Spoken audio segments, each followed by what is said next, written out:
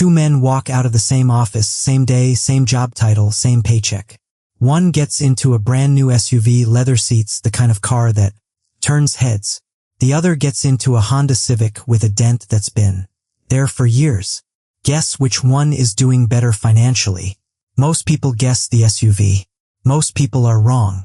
5 years later, one of these men owns his home outright and has enough invested to stop working for a decade without panicking. The other is on his third new car since that day with less than $1,000 saved. It's not the guy you think. Let's find out why. The illusion.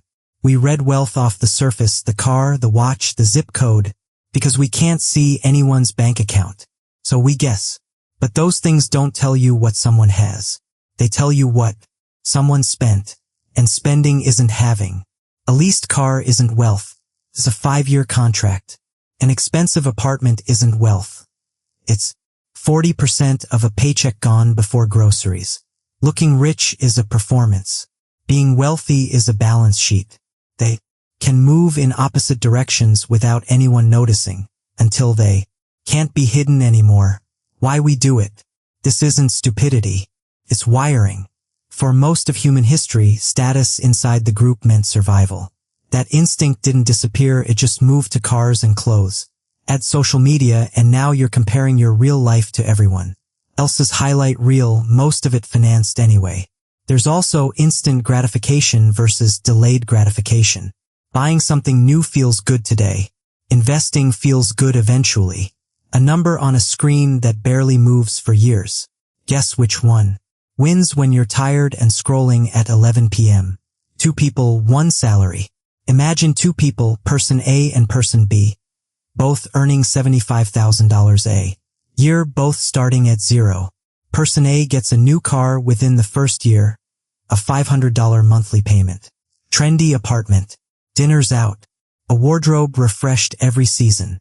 Person B keeps an older, paid-off car, splits a modest apartment, cooks more than eats out, and invests the difference every month. In year 1, person A actually looks more successful. Better car, better address, better Instagram. But suppose that difference is around $1,200 a month. Person B invests consistently. Run that forward 10 years at a typical long-term market return, and person B is sitting on a 6-figure account. Person A has upgraded cars twice and built almost nothing because every dollar that came in went straight back out, just dressed differently. This is a hypothetical example, not a guarantee. But the mechanism is real. Money that leaves your hands can't work for you somewhere else. The monthly payment trap. Nobody sells you a $45,000 car. They sell you $650 a month. That's on purpose. It hides the real size of the commitment. Stack a car payment, a phone payment, a subscription bundle, and a credit card balance that never quite clears, and a person earning 6 figures can be one bad month away from trouble while still looking completely fine from the outside. High income, high image, and a net worth that matches neither. Why quiet wealth looks boring. Real wealth is often invisible by design, not hidden, just built from habits that don't turn heads. The paid-off Civic instead of the financed SUV. The modest apartment instead of the statement address.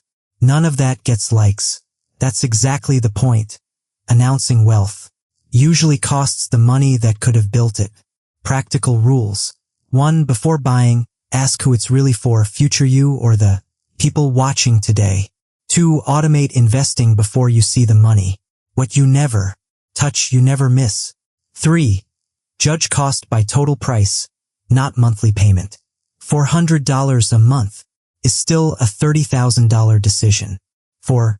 Compare yourself to your past self, not someone's curated image. 5. Let spending follow your goals, not your fear of looking unsuccessful. Back to the parking lot.